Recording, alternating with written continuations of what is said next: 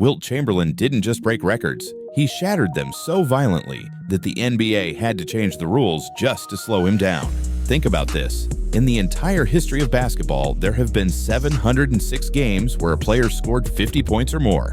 Wilt owns 118 of them. That means nearly 1 in every 6 50-point games ever was his. When you look at 60-point games, same story. Wilt has 32 of them.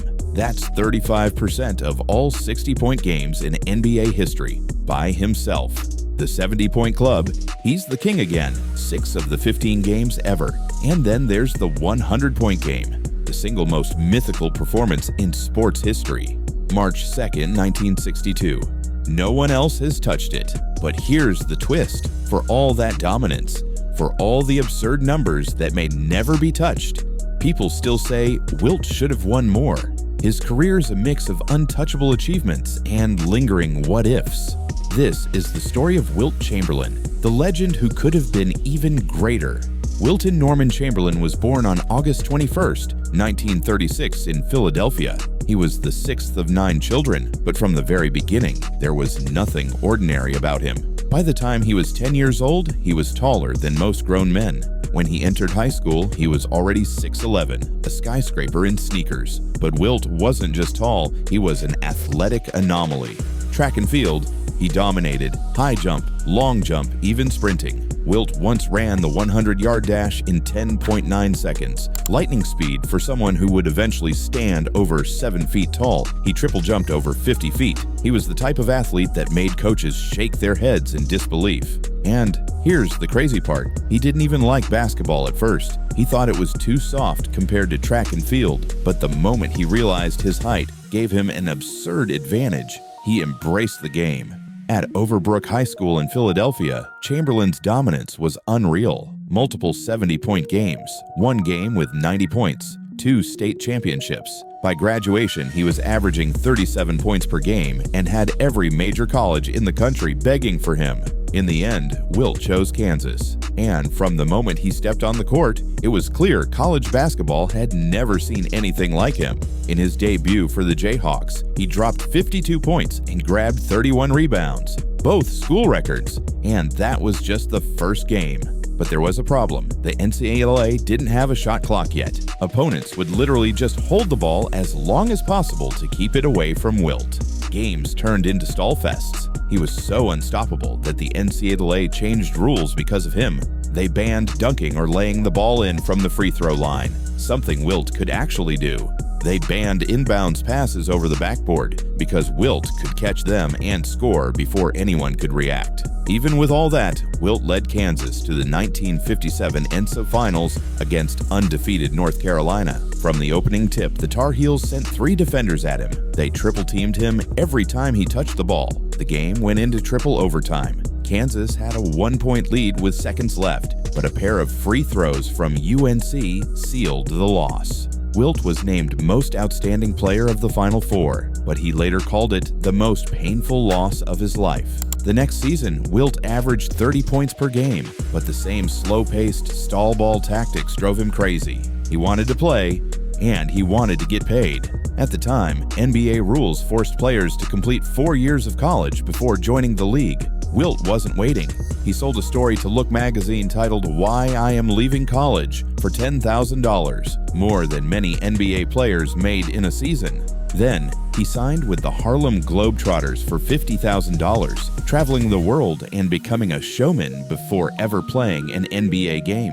Finally, in 1959, Wilt entered the NBA with the Philadelphia Warriors. His rookie contract, $30,000, the highest salary in the league. He didn't just make an impact, he transformed the game instantly. At 7 feet 1 inch and 260 pounds of pure muscle and agility, Wilt could have dunked every possession, but he wanted to prove he had skill. He used finger rolls, fadeaways, jump hooks, scoring in every way imaginable. As a rookie, he led the NBA in scoring with 37 points per game and rebounding with 27. He became the first rookie ever to win MVP, and the Warriors improved by 17 wins. Then came the matchup that would define a decade, Wilt versus Bill Russell. In their first playoff meeting, Wilt averaged 30 points to Russell's 20, but Boston's superior depth won the series. the rivalry was born. By the 1961-62 season, Wilt was tired of losing.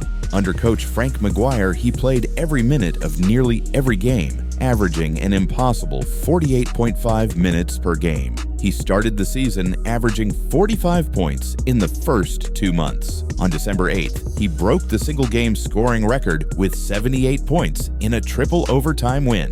February was even more absurd. In just 1 month, he scored 60 or more points 6 times. And then came the night in Hershey, Pennsylvania.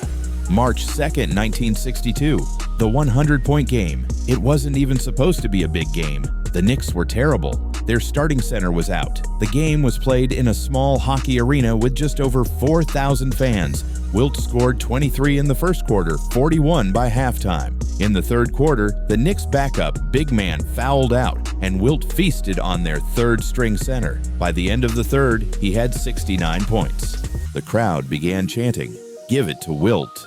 The Knicks tried to foul other players to keep the ball away from him. The Warriors countered by fouling the Knicks just to get the ball back faster. With under a minute left, Wilt had 98. Then came the alley-oop. He caught it, dropped it in, and the building exploded. 100 points. Final stat line: 36 for 63 from the field, 28 for 32 from the line, 25 rebounds. A record so ridiculous that over 60 years later, it still feels like a myth. That season, Wilt averaged 50.4 points per game. Nobody has come remotely close. In 1963, the Warriors moved to San Francisco.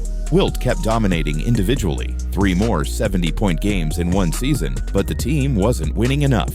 By 1965, the Warriors were in financial trouble. Wilt's salary was more than the team's profits. Mid-season, they traded him back to Philadelphia. Now the 76ers. Teamed with Hal Greer and other stars, Wilt faced Russell in the playoffs again. He had perhaps his best statistical series against him, averaging 31 points and 31 rebounds. But the Celtics still won in Game 7. In 1966, the Sixers added Billy Cunningham and won 55 games. Wilt won his second MVP, but Boston crushed them in the playoffs. Critics said Wilt's style was the problem, obsessed with stats, not wins. Enter Coach Alex Hannum. He challenged Wilt to pass more, shoot less, and focus on defense. Wilt resisted at first, but finally bought in.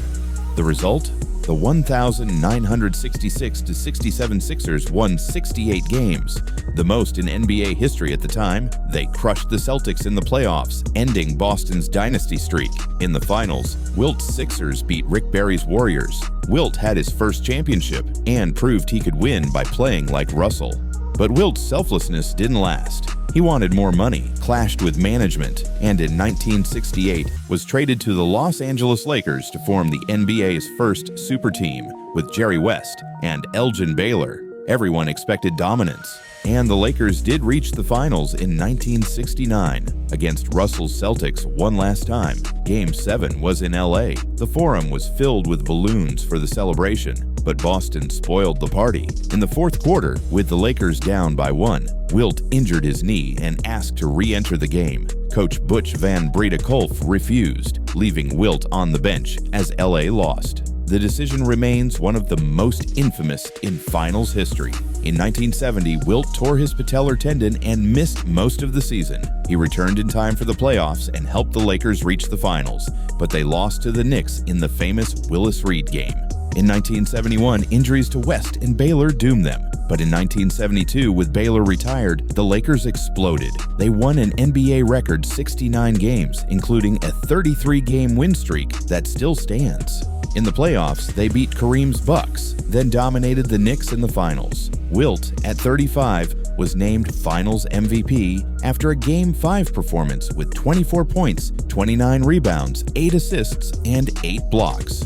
It was his second championship, and his last. Wilt retired in 1973 as the NBA's all-time leading scorer with 31,419 points. He still holds the records for most rebounds, highest minutes per game, and countless single-game scoring feats. But here's the paradox. He might have been capable of more. He could have been a ruthless, championship-obsessed killer like Russell. But Wilt wanted to be loved. He wanted to entertain. He wanted to prove he could lead the league in assists one year, or score without dunking, or take fewer shots just to silence critics. Sometimes that cost him. In 5 years with the Lakers, he averaged just 11 field goal attempts per game, despite having a size advantage almost every night. And yet, maybe that's what makes his story so compelling. He was more than a winner. He was the NBA's first true superstar, a hero, a villain, and a myth all at once. Wilt Chamberlain forced rule changes. He filled arenas. He set records that still seem impossible. And even though we're left wondering, what if? His impact on basketball is beyond debate. Because if you were building the perfect basketball player in a lab, you'd still end up making Wilt Chamberlain.